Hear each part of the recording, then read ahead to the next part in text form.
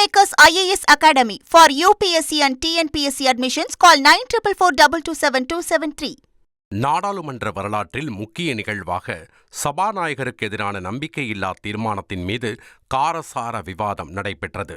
விவாதத்தை தொடங்கி வைத்து பேசிய காங்கிரஸ் எம்பி கௌரவ் கோகோய், துணை சபாநாயகர் இல்லாத நிலையில் சபாநாயகர் மீதான நம்பிக்கையில்லா தீர்மானத்தை சபாநாயகரால் நியமிக்கப்பட்ட ஜெகதாம்பிகா பால் தலைமை தாங்கி நடத்துவது முறையல்ல என்று சுட்டிக்காட்டினார்.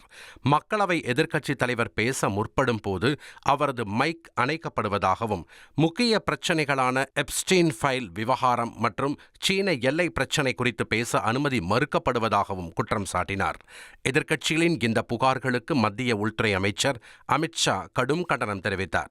எதிர்க்கட்சிகள் உண்மைகளை திரித்து கூறி மக்களை தவறாக வழிநடத்துவதாகவும், இவ்வளவு பொறுப்பில்லாத ஒரு எதிர்க்கட்சியை தாம் பார்த்ததே இல்லை என்றும் அவர் சாடினார்.